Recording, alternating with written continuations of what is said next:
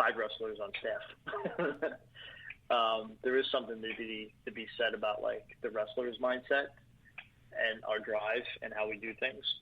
But with the personality, it helps with making people feel comfortable. So there's 2 kind of aspects to that. There's the sales side and then there's the training side.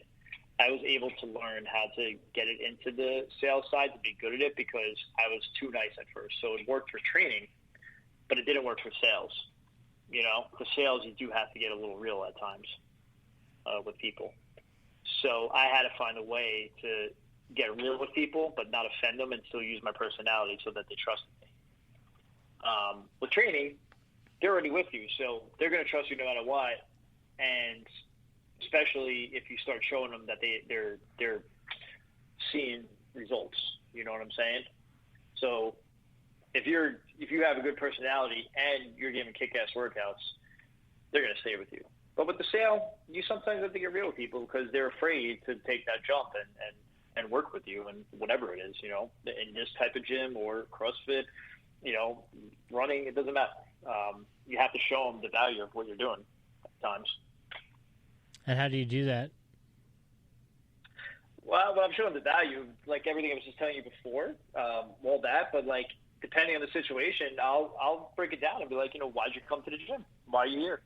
Why haven't you got the goals, right? Let's be real. You know, back in the day when we coached, why didn't you make states?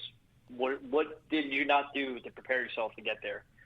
Was it that weekend maybe that you missed? You know, like we got to get down and find out really what's going on. Why didn't we get there and how can we get there? But some people are a little scared to say that. I mean, I'm sure you know people like that aren't going to get real and be honest to your face.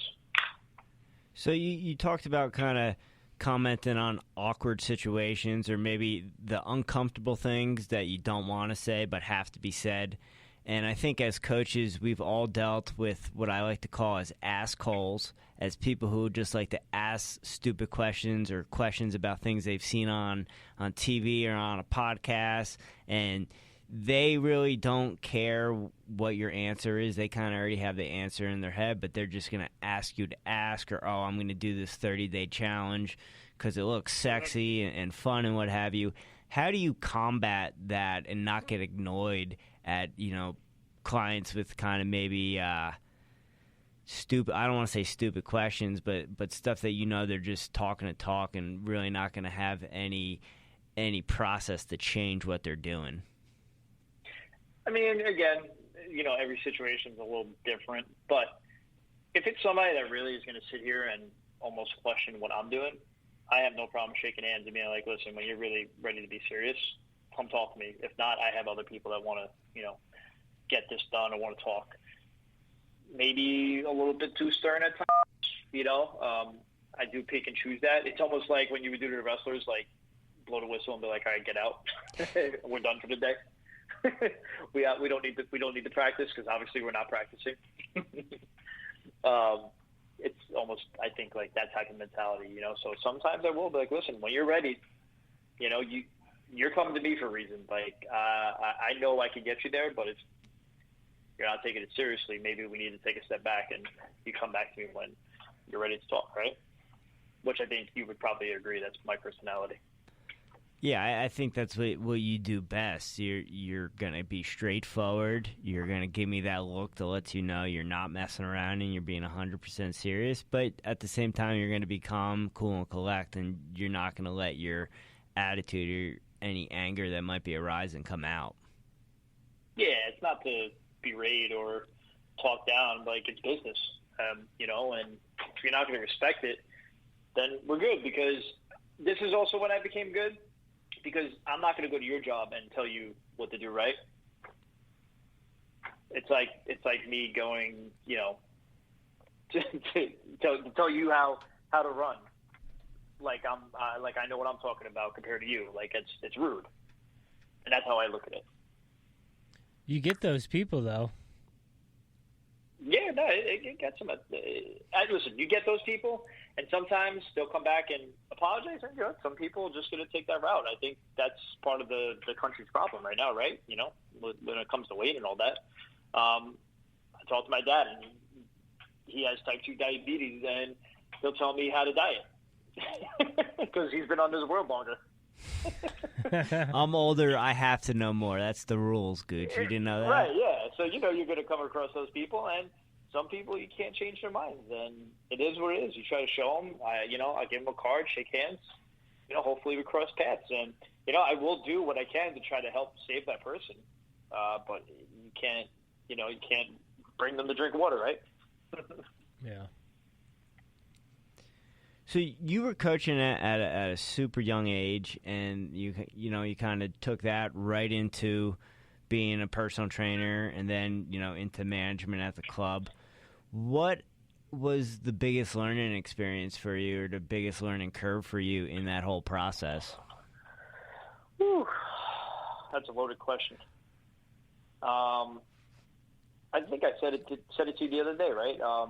I would be, if you were to see a coach, me as a coach when I was 18 when I started, to me as a coach now, wouldn't even be recognizable. I had to learn, I didn't think the parents, but it was never really about the coaching on the mat. I always knew the sport, where my strength was. I actually just think I was always one of the best at in-game, or in-match philosophy and how to win that match, right? Like where to move. That's what my strength was. I could usually call a match. I could tell you where we're going to have struggles and maybe where we should move. But as time went on, and dealing with so many personalities, and then, with the younger kids, you're dealing with the parents, there's just a lot of situations where at times I probably would have stepped back because I needed to be in the limelight and people see me.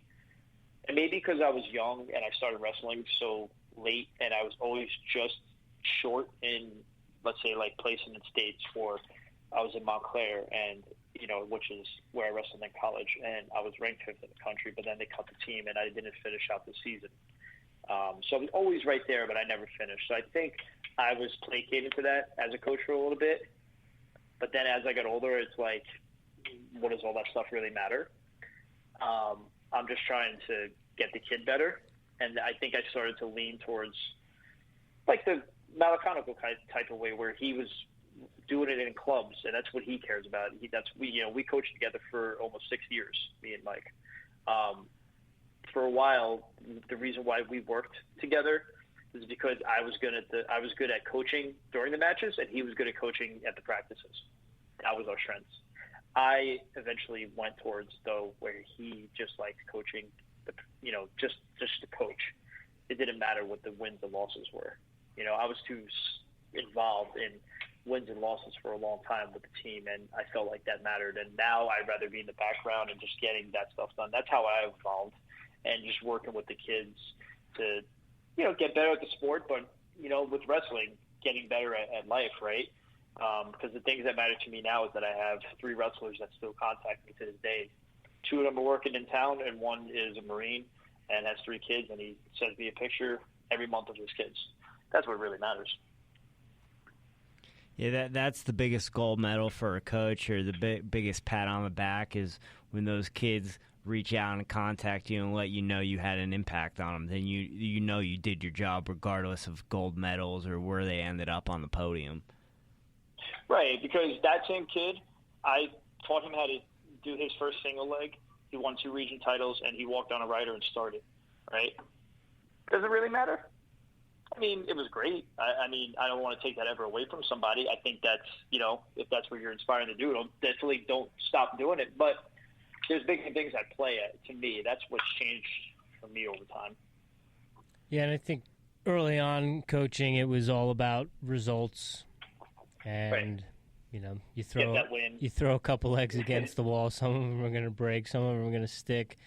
And then as I got older, it was more about making sure that these kids have a skill set so that they can use this for the rest of their life, and on a running side of things, so that they can be running just like I am now at 43. Yeah. On the wrestling side, teaching them how to diet properly or have the right nutrition plan, how to do things well in the wrestling room, and most importantly, coming from wrestling, you have that mindset where you know how to work hard, you know how to get things done, you're either going to be a good employee or you're going to be a good boss, and you're going to travel up the ranks. And I think that's where sometimes things get lost with some coaches, is that it's not everyone gets to that point, and for some it always stays about them getting those wins and losses. And I think that's why you see, unfortunately, either coaches or parents having those ugly meltdowns, be it at Region 5 or Region 6 or down in Atlantic City, where you're like, ooh, it's almost cringeworthy to have to see a parent or a wrestling coach who is a parent just be really shitty to a kid. And, it's like, man, they're... Do you remember that scuffle back in the day at the Old Bridge with the parents fighting?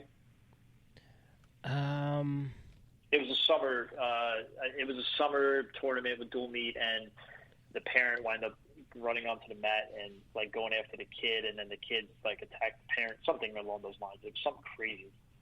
Yeah, it happens. I happened to be there. Oh, you were? Was it at the hockey rink? It was right next to me. It was literally the mat. It wasn't my match. It was the mat next to me. And like that was one of the first times where like everything you said started to come to light to me, though. Where it's like, what the hell are you guys doing? It's a summer tournament. Yeah, it's unfortunate that parents and some coaches don't see that, because, and I may be a victim of this too, or guilty of this, where you just ruin it for the kid, or you make such a scene that you embarrass the kid so much that the kid walks away from the sport completely. I've seen that. I've seen that happen too. To me in baseball. That's funny.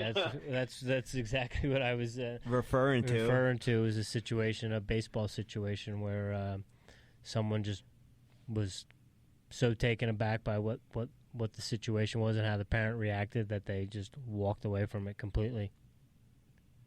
Right, and yeah, pretty much. Like, long story short, with me with baseball, it was like, parents were fighting, and it was actually coaching with my dad trying to do the right thing and teach the kids a lesson. And we're talking about middle schoolers and parents getting so pissed off they didn't want my dad to coach anymore.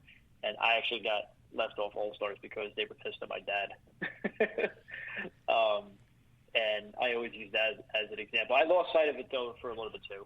But I always went back to that and was just like, you're trying to teach kids here. And all those All-Stars, I know one person that got signed to major leagues out of the hundreds of people that I came across and played with in Edison. One person made it. Well, I don't know if you remember the Beast from the East, the Tom's River team that won the Little League World Series, but they did a there and now piece on all those kids when they were in high school, and I only think like 2 or 3 of those kids played baseball in high school. Yeah. So at the end of the day, what does that shit matter? What does it matter? And I know we've all been victim of being a little too intense as a coach. I know when I first started, especially at those Middlesex days, just yelling like an idiot, just bouncing up and down, getting overly excited, not knowing how to deal with your emotions. But it goes back to something we talk to all the time about. There's no classes for that. You kind of learn based on the coaches you have and based on what you see and trial and error. There's no coach that says, hey, don't jump up and down because you look like an idiot and you're taken away from the kids on the mat. Oh, dude. I'm like shuffling through all the coaches that I just remember doing that. It's true. Like, it's like all trial and error, right? Like, we're all saying this, but it's all the errors that we made that you learn off of to shape you into like like how we think now and your philosophy and all that. Yeah, it's an evolution. Right. And hats off to the young people that do it right, man, because that really does actually amaze me, though, when I see younger people do it correctly. I'm like, man, hats off to you, because I definitely took the long road, in learning to where I'm at now. And I wish it was shorter, but, it is what it is, and that's life. Yeah, I think that's part of your journey of just evolving as a human. And, as we're talking about coaching and, before we get you out of here, one thing I want you to touch on, you were touching on how those 3 kids contact you on the reg. Just talk about the impact that Coach Niz had on you and all those guys, because to me it's a real special thing. Coach Niz, the head coach of Edison High School back when you were coming up, that all those guys are super tight with him and